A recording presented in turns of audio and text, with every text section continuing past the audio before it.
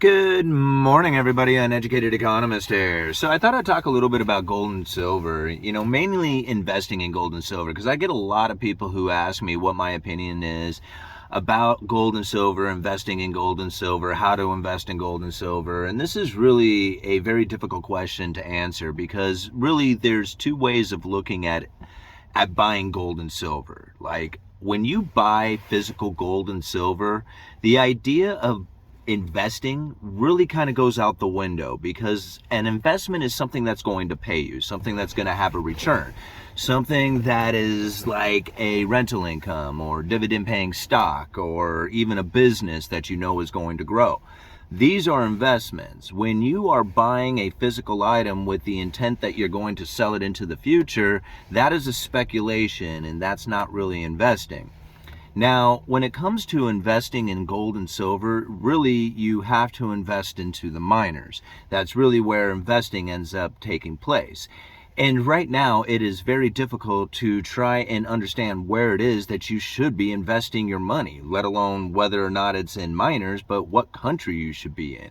You think about the geopolitical risk that has taken place out there right now, and you just wonder if there's ever going to be a distribution of anything out there like it once was. Certainly not when it comes to the precious metals or even base metals, these commodities that are needed for manufacturing of like the electric vehicles that's going to be taking over the world soon. So when it comes to securing these precious metals or these base metals, even the nickel, the copper, lead, all the gold and silver out there, this is where the manufacturers of the world are going to try and secure the most reliable supply of it. And this is how we have to really look at what we are going to invest in, right? Because if it comes to geopolitical risk, you don't want to invest in something where a war breaks out, and it makes it very difficult to try and profit from a company that is having difficulties dealing with the war effort that's going on around them. So this is really how I kind of look at a lot of these investments that are taking place out there, is it a speculation or is it an investment, and where is it that you're investing and why is it that you're doing it? Now, these are all questions that you have to ask yourself and, really go and seek the answers for yourself. That's what financial advisors really come in. I'm not a financial advisor. I suggest everybody do their own research when they go to do these investments. But that's really what the goal of everything is, as far as studying the economy, is to figure out the best way to position ourselves so that we can take advantage of, the current economic situation for what it is. When you have so much like monetary issues that are taking place right now, banking collapse, when you have, the promise of higher interest rates for longer, when you have inflation that seems to be running rampant, it makes it very difficult to understand where it is that you need to put your money. And a lot of people, they find that the safe haven asset of gold is really the most comfortable place to be. And again, if you're going to be in gold, if you're going to invest, really you have to go and invest in the gold miners.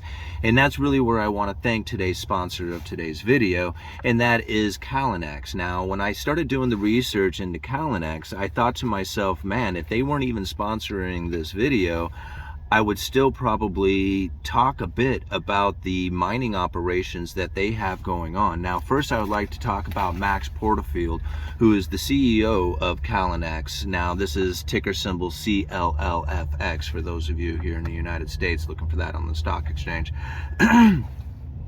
Max Porterfield, when you look at like a lot of these companies, you're looking for people who are invested within their own company. And from what I understand, the company's management, including Max himself, own 25% of this company. So it's pretty much like a quarter of it is owned within the company itself. Now, another huge chunk of this company is owned by institutional investors, which makes better than 50% of this into some very strong hands. You have to think like the retail investors are the weak hands. The company ownership themselves would be strong hands, and institutional investors are fairly strong hands, retail investors are fairly weak hands, and they make up the smallest portion of the ownership of this company, which makes it, a pretty decent company when you think about who it is that's the shareholders of it.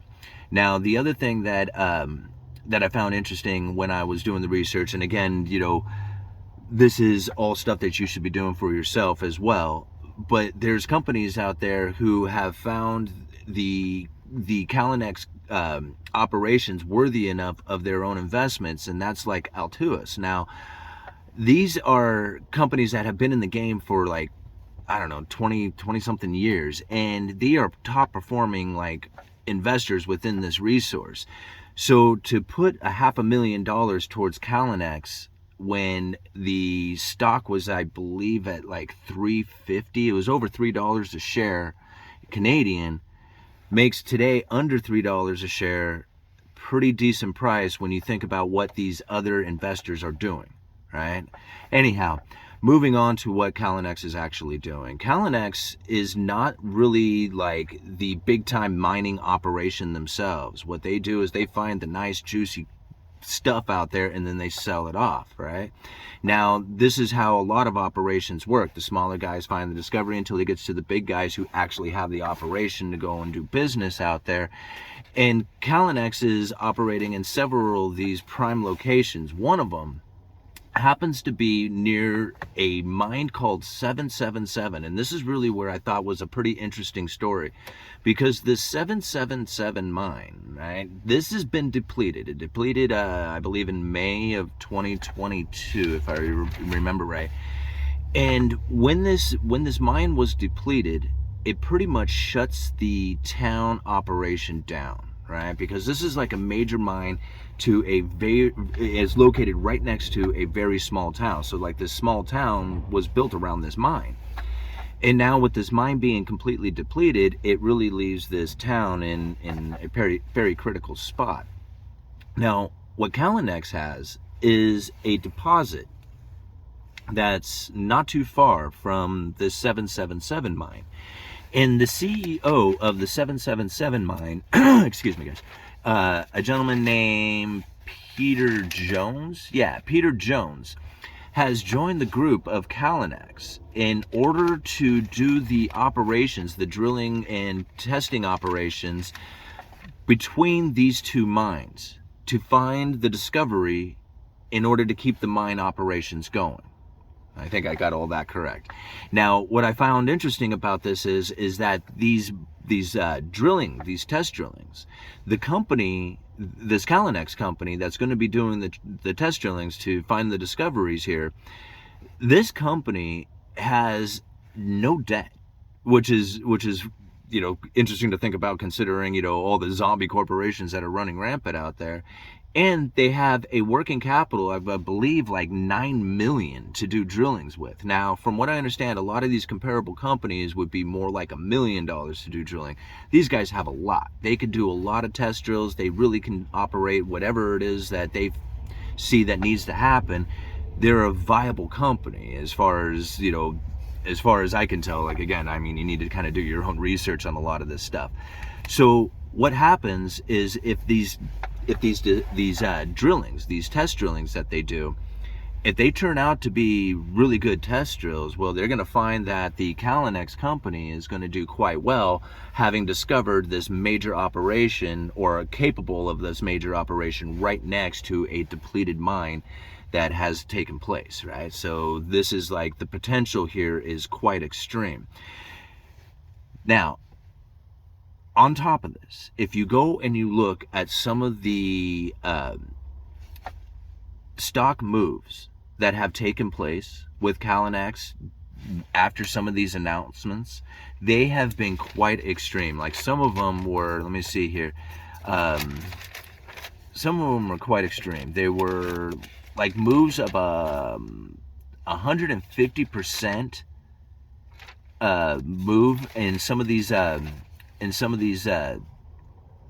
after some of these announcements, and then another 468% move after another announcement. And these were pretty incredible to think about how quickly they moved. I'm trying to find the dates of them here. I had them written down, I thought.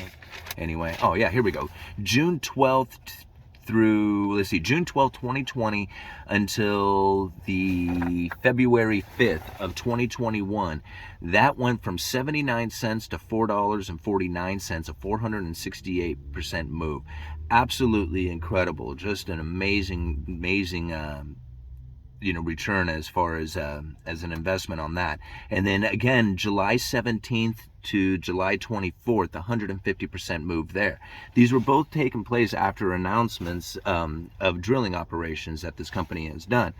So this is really where I think a lot of people should, kind of be focused in on when they look at investing in gold and silver, is to look at some of these operations that are taking place, like Calnex and some of the other miners that are out there when you're doing your research on it. Again, when you think about like what it is that Peter Jones is trying to do for this small town near the 777 mine, and to keep the operation going so that, there's money flowing through there, and, to keep the companies alive and to keep the mining, going. This is like something that is not just like an operation for profit. I mean, this is getting personal for these people, right? I mean, they know they know the people of this town, and they're trying to figure out what it is that they can keep their livelihoods going. So it makes it a little bit more of a personal issue for a lot of these companies than it is just a profit issue, which is something else that I always find pretty interesting when I look into some of these things. Okay, I'm gonna leave links down in the description for you guys. Uneducated Economist, check out the Calnex website and check out their ticker symbol CLLFX. Uneducated Economist, you let me know.